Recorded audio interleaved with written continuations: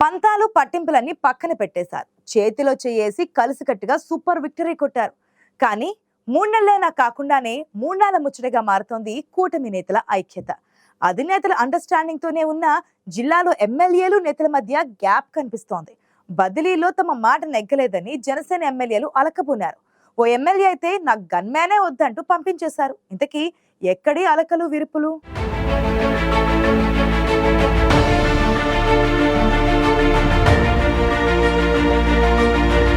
పొత్తు కోటాలో 4 సీట్లు తగ్గినా టికెట్ ఎవరికిచ్చినా గెలిస్తే చాలనుకున్నారు. వైసీపీ పాలనలో విసిగి వేసారి త్యాగాలు చేసైనా కూటమి ప్రభుత్వాన్ని అధికారంలోకి తెచ్చుకున్నారు. అయితే రాష్ట్ర వ్యాప్తంగా ఒక విధంగా ఉంటే విశాఖలో మాత్రం కూటమి పక్షాలకు కాస్త ఎక్కువ ప్రాధాన్యం ఇచ్చింది టీడీపీ.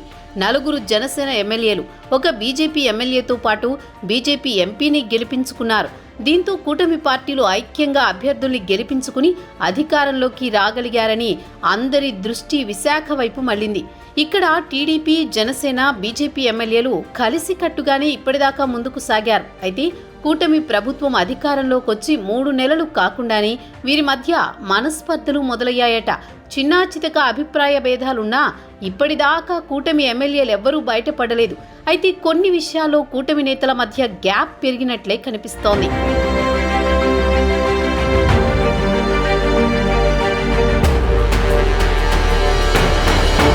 కూటమి ప్రభుత్వం అధికారంలో ఉన్నప్పటికీ టీడీపీ ఎమ్మెల్యేలు ఆ పార్టీ నాయకులే ఎక్కువగా డామినేట్ చేస్తున్నారని ఒకవైపు జనసేన, మరోవైపు బీజేపీ కొన్నాళ్లుగా గగ్గోలు పెడుతున్నాయి. అయినా జిల్లా స్థాయి నాయకులు సర్దుకుపోవాలని బుజ్జగించారు. ప్రభుత్వం వచ్చి 3 నెలలు కాకుండానే విభేదాలతో రోడ్డున పడితే చులకన అవుతామని నచ్చజెబుతూ వచ్చారు.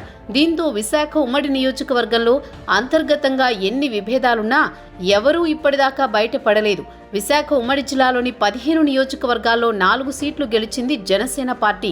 1 నియోజకవర్గం బీజేపీకి దక్కింది. ఏజెన్సీలోని 2 నియోజకవర్గాల్లో వైసీపీ గెలిచింది. మిగిలిన నియోజకవర్గాల్లో టీడీపీ పాగా వేసింది. అనకాపల్లి పార్లమెంటు స్థానాన్ని గెలుచుకుని కమలం పార్టీ పట్టు నిలబెట్టుకుంది. అయితే టీడీపీ ఎమ్మెల్యేలున్న నియోజకవర్గాల్లో జనసేన, బీజేపీ నాయకులకు తగిన గౌరవం దక్కడం లేదనే విమర్శలు వస్తున్నాయి. జనసేన, బీజేపీ ఎమ్మెల్యేలున్న నియోజకవర్గాల్లో కూడా టీడీపీ కలుపుకుని వెళ్లడం లేదని గత కొంతకాలంగా గుసగుసలు వినిపిస్తున్నాయి.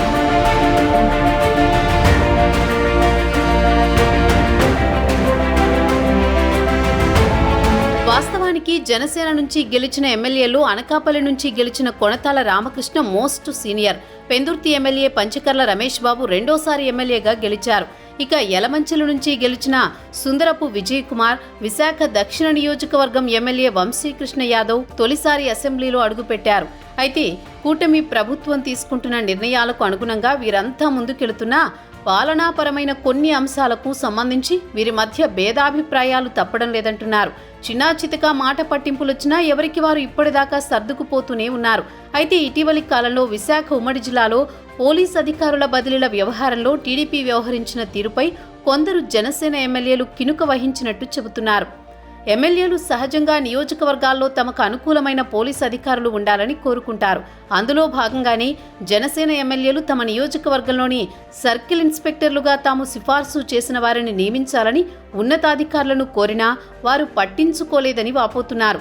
ఇది కింది స్థాయి అధికారుల వ్యవహారం కాదని, పై స్థాయిలో అంటే ఇదే జిల్లా నుంచి హోంమంత్రిగా ఉన్న అనిత లేదా ప్రభుత్వంలో కీలకంగా ఉన్న కొందరు టీడీపీ మంత్రుల కనుసన్నల్లో అధికారుల నియామకం జరిగిందని వాపోతున్నారట జనసేన ఎమ్మెల్యేలు.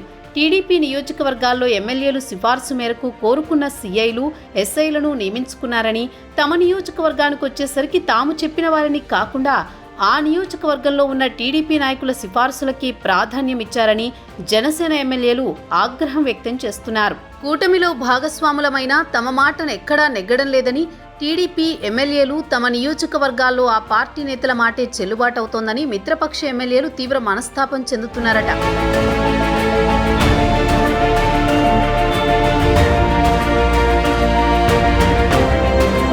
ముఖ్యంగా పోలీస్ అధికారుల బదిలీలకు సంబంధించి పెందుర్తిలో జనసేన ఎమ్మెల్యే పంచకర్ల రమేష్ బాబు ముందుగానే తన నియోజకవర్గంలో నియమించాల్సిన ఇన్స్పెక్టర్ల జాబితాను సిఫార్సు చేస్తూ సిపికి ఇచ్చారట. కానీ తీరా వేరే వారు సిఫార్సు చేసిన వారికి ప్రాధాన్యం ఇవ్వడంతో పంచకర్ల రమేష్ బాబు తీవ్ర మనస్తాపానికి గురయ్యారట. అసంతృప్తితో ఆయన తన గన్మెన్లను తిప్పి పంపడంతో ఈ వ్యవహారం కాస్త రాజకీయ రచ్చకు దారితీసింది. మిగిలిన ఎమ్మెల్యేలు కూడా తమ సిఫార్సుల్ని పోలీస్ అధికారులు పట్టించుకోలేదని వాపోతున్నారట. కూటమి ప్రభుత్వంలో భాగంగా ఉన్న నియోజకవర్గాల్లో తాము ఉత్సవ విగ్రహాలుగా మారామని కొందరు జనసేన ఎమ్మెల్యేలు ఆవేదన వ్యక్తం చేస్తున్నారట. ఒక్క ఉమ్మడి విశాఖ జిల్లాలోనే కాకుండా రాష్ట్ర వ్యాప్తంగా దాదాపుగా అందరూ జనసేన ఎమ్మెల్యేల పరిస్థితి ఇలానే ఉందట. విశాఖ విషయానికొస్తే ఉమ్మడి జిల్లాలో ఎంతో బలంగా ఉండే జనసేన సపోర్ట్తోనే చాలా నియోజకవర్గాల్లో టీడీపీ గట్టెక్కిందని చెప్పొచ్చు. అందువల్లే ఏ జిల్లాలో లేని విధంగా విశాఖలో జనసేన 4 సీట్లు గెలిచింది. కానీ దానికి తగ్గట్లు తమకు గౌరవం దక్కడం లేదని జనసేన ఎమ్మెల్యేలు మదన పడుతున్నారట. అందరికంటే సీనియర్ అయిన అనకాపల్లి ఎమ్మెల్యే కొణతాల రామకృష్ణ బయటపడకపోయినా ఆయన కూడా జరుగుతున్న వ్యవహారాలపై కాస్త అసంతృప్తితోనే ఉన్నారని క్యాడర్ చెప్పుకుంటోంది. మిగిలిన 3 ఎమ్మెల్యేలు ఇప్పటిదాకా చిన్నా చితకా వ్యవహారాలున్నా చూసి చూడనట్లు వదిలేశారట. కానీ పోలీస్ అధికారుల బదిలీల వ్యవహారం మాత్రం 2 పార్టీల మధ్య చిచ్చు పెట్టిందని చెప్పాలి.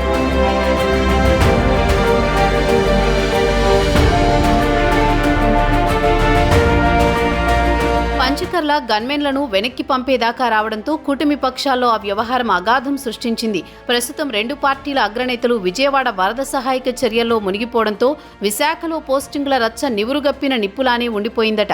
ప్రస్తుతానికి జనసేన ఎమ్మెల్యేలు పంచకర్ల రమేష్ బాబు, సుందరపు విజయ్ కుమార్, వంశీకృష్ణ యాదవ్ ముగ్గురు టీడీపీ నాయకులతో సమన్వయం కోసం ప్రయత్నం చేస్తున్నా పోలీసుల బదిలీ వ్యవహారంలో టీడీపీ వ్యవహరించిన తీరుతో మాత్రం తీవ్ర అసంతృప్తితోనే ఉన్నారని సమాచారం.